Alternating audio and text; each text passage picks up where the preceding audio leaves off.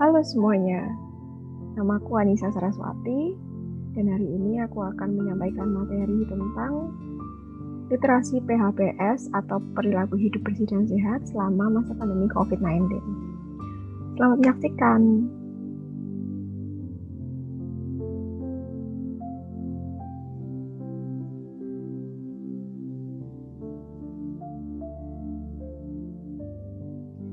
Jadi yang pertama kita mulai dari judul, yakni literasi PHBS pandemi COVID-19.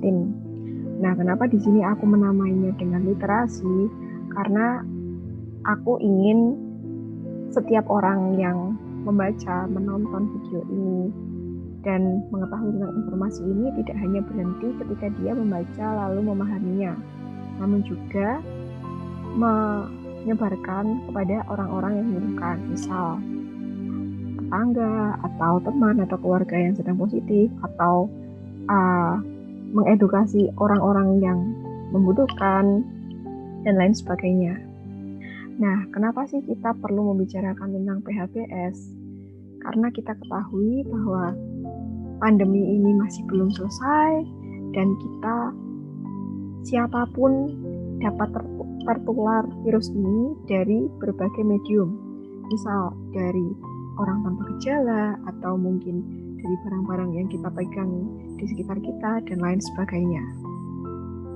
Nah, apa sih yang akan kita bicarakan pada hari ini? Hari ini ada 3 topik besar yang akan kita bicarakan, yakni panduan isolasi mandiri, berdamai dengan kenormalan baru, dan integrasi warga dalam penanganan pandemi COVID-19. Urgensi aku membicarakan tema ini karena pandemi belum berakhir. Itu adalah salah satu fakta yang harus kita terima dan harus kita sadari bersama. Meskipun demikian, masih banyak orang-orang yang tidak percaya COVID, tidak menganggap remeh virus ini ataupun pandemi ini. Kita tidak bisa memaksakan. Yang bisa kita lakukan adalah terus mengedukasi, terus menyebarkan berita-berita atau hal-hal yang kita ketahui untuk kebaikan bersama. Salah satunya tentang PHBS ini. Yang kedua, ketika kita tahu bahwa pandemi belum berakhir, apa yang harus kita lakukan? Aku punya 4 poin besar dan utama yang ingin aku sampaikan di sini, bahwa yang pertama, kita harus dan selalu senantiasa meningkatkan PHBS. Di sini meningkatkan artinya ketika kita tahu bahwa itu telah menjadi rutinitas diri, kita akan lebih sering melakukannya lagi, seperti misalnya mencuci tangan, lalu membersihkan diri, dan hal-hal kecil yang berhubungan dengan perilaku hidup bersih dan sehat. Yang kedua adalah meningkatkan kesadaran akan kesehatan. Sebelum pandemi COVID-19 ini, kita merasa bahwa kita akan merasa aman dimanapun dan kapanpun. Ketika kita merasa sehat dan segala macam, ketika kita tidak sakit, itu adalah sebuah anugerah dari Tuhan. Namun, di masa pandemi, di masa-masa penuh ketidakpastian, di masa-masa di mana kita dapat tertular virus kapanpun dan dari siapapun, kesadaran akan kesehatan harus lebih kita tingkatkan demi kebaikan diri sendiri dan kebaikan orang lain. Yang ketiga adalah menguatkan integrasi antar individu. Nah, kenapa poin ini penting? Karena kita tidak menghadapi pandemi ini sendirian. Pandemi ini dihadapi oleh seluruh warga dunia, hampir seluruh warga dunia dimanapun mereka berada. Nah, integrasi antar individu ini apa sih manfaatnya? Supaya kita sama-sama menjaga dan bisa kita bilang, selain menjaga dan juga mengurangi penyebaran virus corona ini. Yang keempat adalah meningkatkan pengetahuan akan istilah dan pengetahuan akan COVID-19. Di sini ada banyak aspek. termasuk bagaimana gejala COVID itu sendiri, ataupun bagaimana cara mengobati ketika kita tertular, ataupun cara edukasi orang lain tentang pandemi ini, dan lain sebagainya. Kita akan berlanjut ke poin yang pertama. Nah, kenapa sih? Kembali lagi pertanyaan utama. Pertanyaan pertama, apa sih urgensi dari membicarakan tentang panduan isolasi mandiri? Kita sama-sama mengetahui bahwa kasus yang terjadi di Indonesia belakangan ini semakin meningkat. Bahkan beberapa orang mengatakan tidak bisa dikendalikan. Kita mungkin telah menyentuh puncak dari gelombang pertama di akhir tahun 2020. Namun ternyata itu semua belum selesai. Dan banyak dari orang-orang yang positif COVID-19 diminta untuk isolasi mandiri. Namun ironisnya adalah ketika kita melakukan isolasi mandiri, beberapa dari mereka juga tidak tertolong nyawanya karena mungkin beberapa faktor, yakni isolasi mandiri yang kurang benar ataupun pengobatan yang terlambat dan lain sebagainya. Nah, di sini aku akan mencoba menerangkan beberapa panduan isolasi mandiri yang bisa diterapkan ketika seseorang telah dinyatakan positif corona.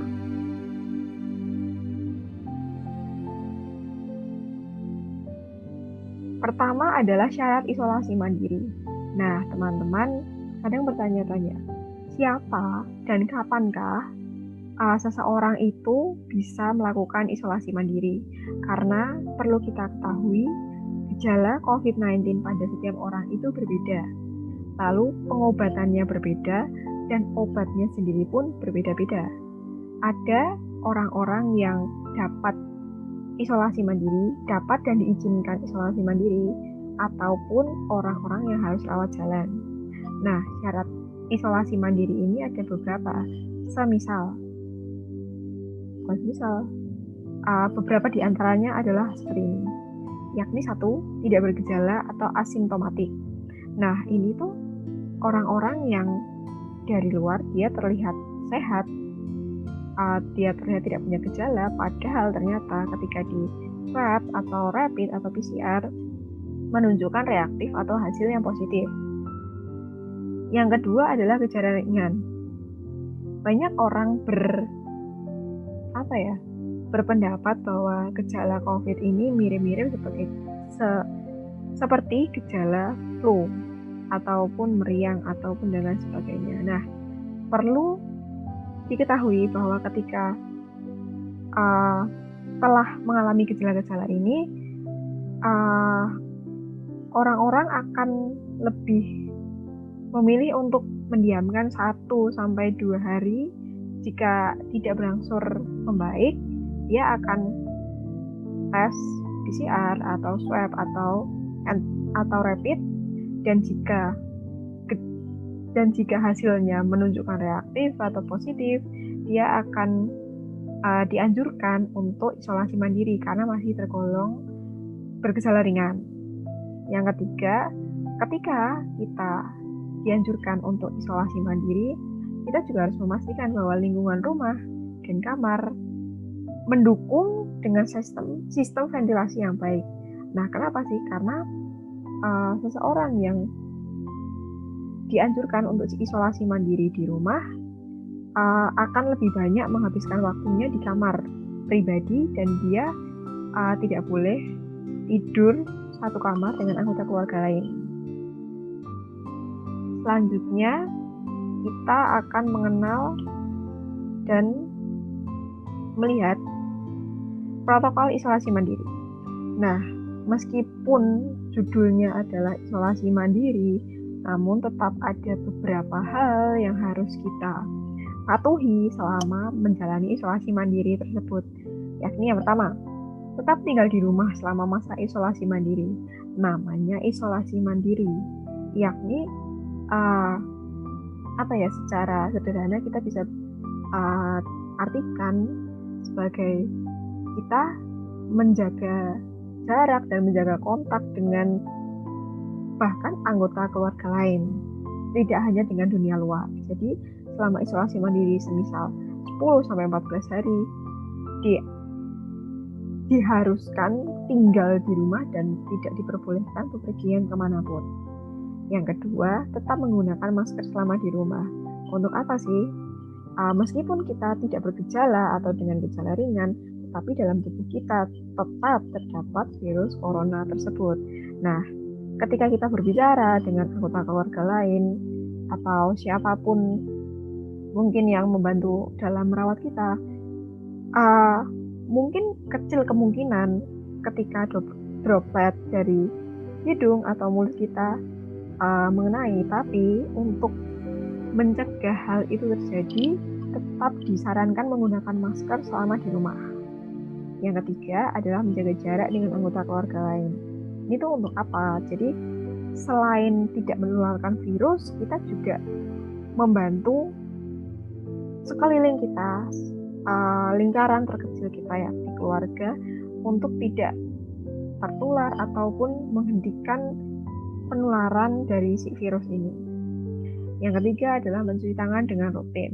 Nah, kenapa sih kita diminta mencuci tangan dengan lebih rutin?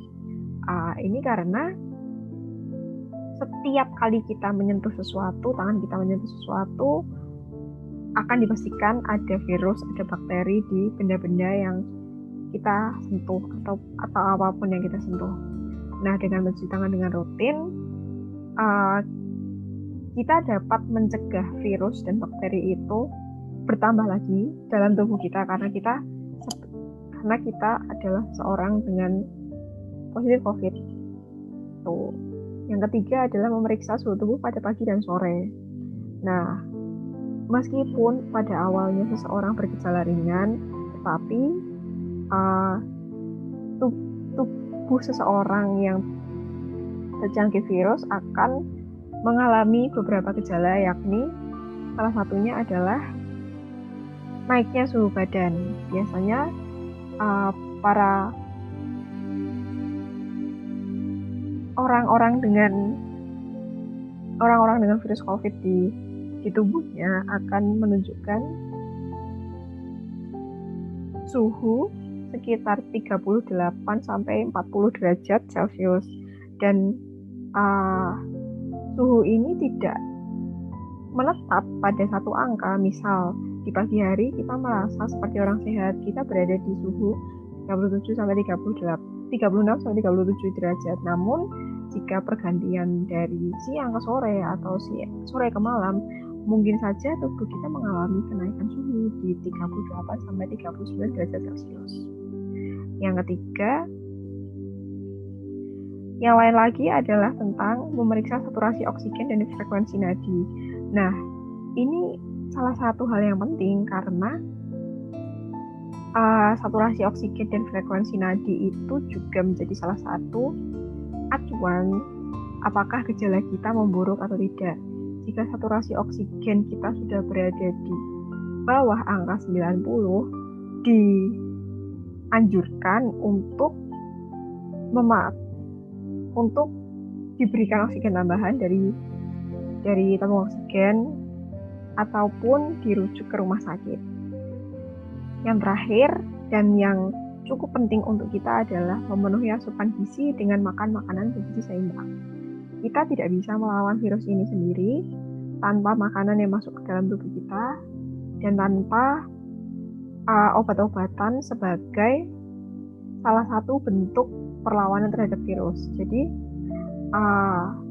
mungkin beberapa dari orang yang positif COVID akan mengalami hilang penciuman dan perasa, khususnya di lidah, dan keadaan ini tetap mengharuskan kita untuk makan makanan bergizi seimbang semampunya dan juga mengonsumsi obat atau vitamin yang telah diresepkan oleh dokter jika memang kita memerlukan dan disesuaikan dengan gejala.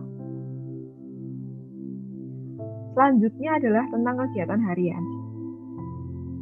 meskipun kita tengah menjalankan isolasi mandiri, kita tidak terlepas dari kegiatan harian. Jadi jika tubuh kita memungkinkan dan kuat, kita bisa melakukan beberapa hal berikut.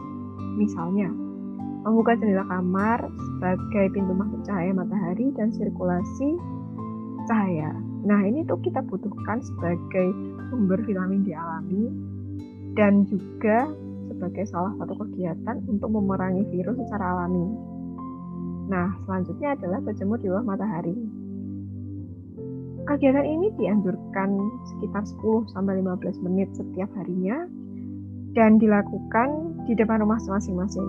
Meskipun isolasi mandiri, kita tetap diberi kelonggaran untuk keluar rumah itu sampai batas di dalam pagar.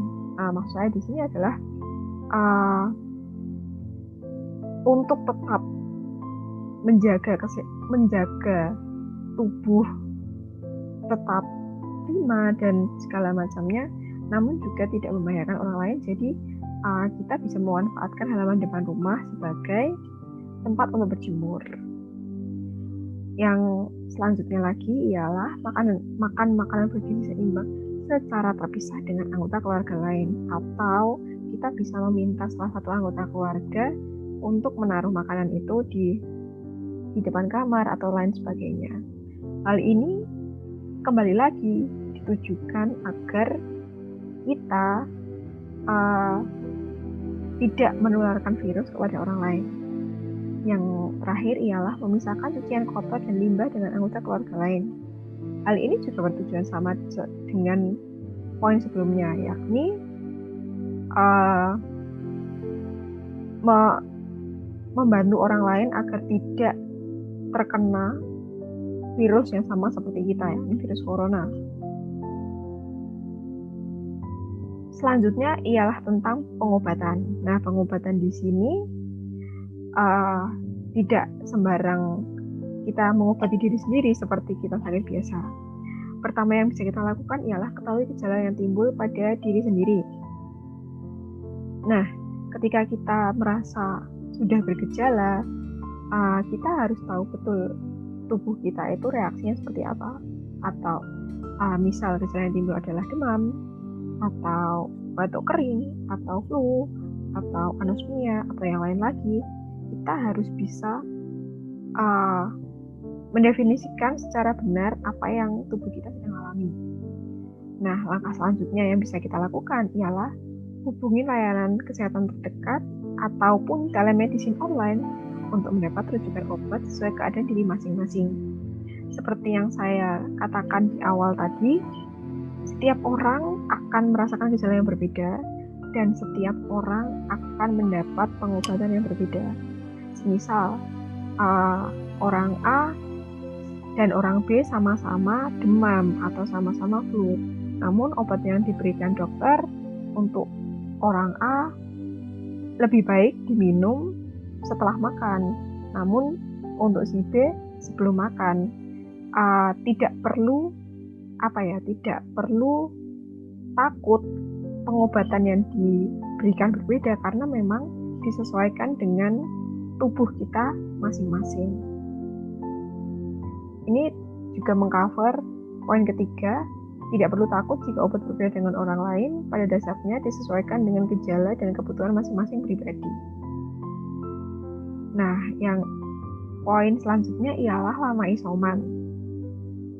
Terdapat dua golongan besar cara melakukan isoman, yakni yang pertama tanpa gejala, dilakukan 10 hari isolasi sejak terkonfirmasi positif.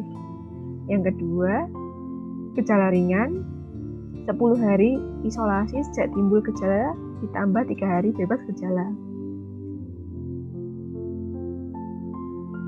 Kita akan beranjak ke poin kedua, yakni berdamai dengan kenormalan baru. Ketika beberapa waktu lalu kita merasa bahwa, kasus COVID di Indonesia sudah mulai menurun, dan pemerintah dan banyak pihak lain yang mendeklarasikan ataupun dalam tanda kutip membantu kita kembali normal, terdapat satu istilah yang cukup menarik, yakni kenormalan baru, new normal. Nah, tapi kenormalan baru ini pun tidak lepas dari protokol kesehatan yang masih kita laksanakan hingga hari ini. Namun, seiring berjalannya waktu, kita juga harus mengerti bahwa dengan kenormalan baru ini bukan suatu hal yang dijadikan keterpaksaan ataupun merubah. Ya pasti akan merubah gaya hidup kita. Namun apa sih yang bisa kita lakukan? Ini berdamai dan membuat kenormalan baru ini sebagai gaya hidup kita yang lebih baik. Semoga di hari yang akan datang, di masa yang akan datang, maksudku. Nah, beberapa gaya hidup adaptatif yang kita harus bicarakan ialah satu, membiasakan diri memakai masker. Selain untuk menangkal masuknya virus atau penyebaran virus ke dalam tubuh kita, masker itu secara tidak langsung juga melindungi kita dari polusi udara ketika kita berkendara ataupun partikel-partikel yang mungkin tubuh kita memberikan respon yang cukup kuat dan itu bisa menjadikan alergi. Jadi masker menjadi salah satu kebutuhan primer kita ketika keluar rumah, selain misalnya kita sudah berpakaian yang tertutup atau cukup untuk menangkal sinar matahari. Membiasakan diri memakai masker secara tidak langsung juga akan melindungi diri sendiri dan orang lain dari paparan virus dan hal-hal lainnya.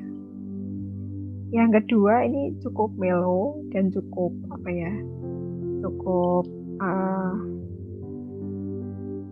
sulit untuk dilakukan, masih cukup sulit untuk dilakukan, yakni beradaptasi dengan jarak. Kita semenjak awal pandemi selalu diingatkan, selalu mendengar, melihat, membaca kata social distancing, yakni jarak sosial atau jarak antar orang, entah itu ketika kita mengantre atau ketika kita duduk berdampingan satu sama lain, ataupun ketika kita berdiri satu sama lain, kita seolah-olah dipisahkan oleh jarak tersebut. Padahal dulu ketika kita mengingat kehidupan sebelum corona, kita bisa dengan bebas nonton konser hingga berdesak-desakan atau kerumunan dengan beratus-ratus orang dan lain sebagainya. Dan ketika pandemi menyerang, semuanya seketika hilang, seketika kosong, seketika seketika berubah dan kita akan makan waktu yang lebih lama untuk kembali ke sana. Jadi mungkin terdengar sepele jarak, tapi ternyata dengan jarak itu kita bisa saling tolong-menolong untuk menghentikan rantai penyebaran virus dan menjaga orang lain dari terpaparnya virus ini. Tuh. Yang ketiga adalah menjadikan rumah sebagai sentral kehidupan. Semenjak istilah lockdown, istilah PPKM, istilah PSBB tidak asing di telinga kita seolah-olah selalu berorientasi bahwa ya kita dapat menyelamatkan orang lain, dapat menyelamatkan dunia ini atau siapapun dengan berada di rumah. Tidak berdiam diri di rumah, kita tetap di rumah dengan melakukan kegiatan masing-masing namun dari rumah. Dan menjadikan rumah sebagai sentral kehidupan itu sudah tidak asing tahun ini. Dan rumah itu sudah seperti segala-galanya, bukan hanya tempat untuk pulang tapi juga tempat untuk merasa aman dari paparan virus dan dari kemungkinan kita tertular virus itu. selanjutnya kita akan beranjak ke integrasi warga dalam menghadapi pandemi COVID-19.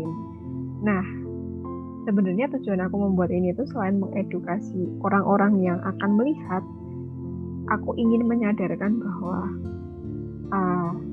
dimanapun kita berada, even seseorang itu tinggal sendirian, integrasi antar individu, entah itu warga, entah itu keluarga, entah itu mungkin orang yang tidak kita kenal, akan sangat berpengaruh dalam keadaan seperti ini.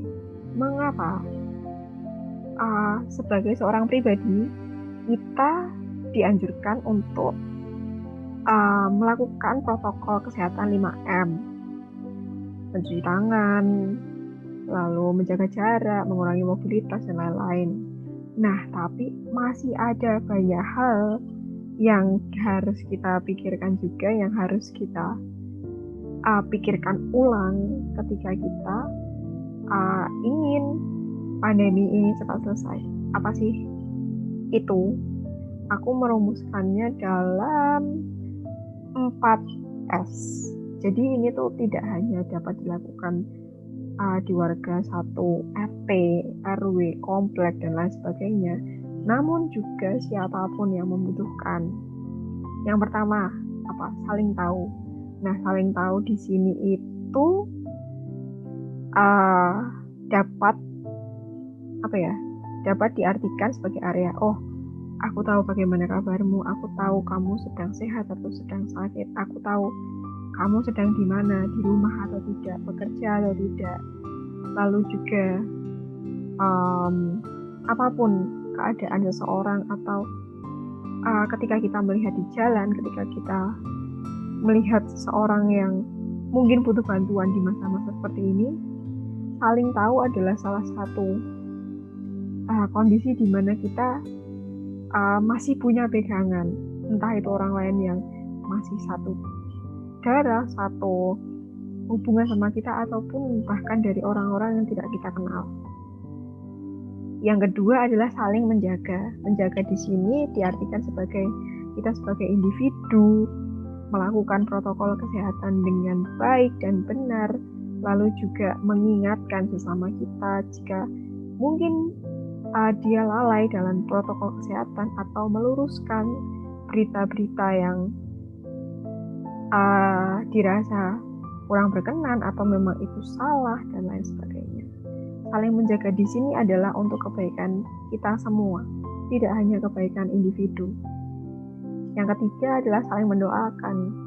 Dalam masa-masa genting penuh ketidakpastian di saat seperti ini, doa itu menjadi salah satu kekuatan.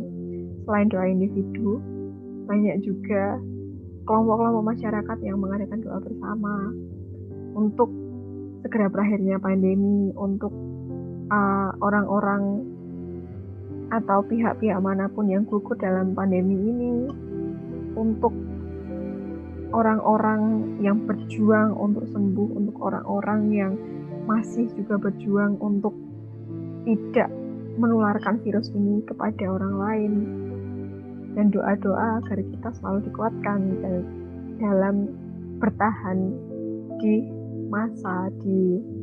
waktu ini. Dan yang terakhir adalah saling menyemangati. Sebenarnya berita-berita hoax, berita-berita negatif tentang COVID itu sangat membunuh mental kita. Namun di luar hal-hal itu masih banyak orang-orang baik, masih banyak orang-orang yang punya hati yang besar, berjiwa besar untuk selalu menyemangati bahwa kita bisa, kita akan melewati ini. Bukan tidak perlu takut, tapi you will always have someone support to pick you up dan lain sebagainya. Dan untuk mengakhiri materi ini, aku terpikirkan satu hal yang mungkin kayak it's kind brief, tapi ini fakta yang harus kita ketahui bersama. That is, this pandemic isn't over. but we're all in this together. Apa maksudnya? Kita sebagai manusia, seperti aku sudah sampaikan sebelumnya, terintegrasi, terhubung satu sama lain. Nah, apa sih yang bisa kita lakukan dari relasi, dari keterhubungan kita, koneksi kita, dan lain sebagainya? Yakni itu tadi, kita di sini tidak sendirian, kita menghadapi ini satu dunia. Dan ketika pandemi suatu saat nanti berakhir, kita akan mengingat-ingat bahwa ada banyak hal yang menguatkan kita, yang membuat kita bertahan hingga saat ini, dan pada akhirnya akan membuat kita menjadi orang yang lebih baik untuk satu sama lain. Kita bisa menganggap bahwa pandemi ini adalah sebuah bencana, sebuah cobaan, sebuah hambatan. Namun juga di satu sisi ada banyak berkat, ada banyak pelajaran, pengalaman yang kita ambil bahwa ketika kita mau untuk membantu, untuk menjadi manusia yang setara satu sama lain, kita akan lebih melihat satu sama lain sebagai sama, setara. You're human and me too. And I will close this material with this quotes once again. This pandemic isn't over, but we're all in this together.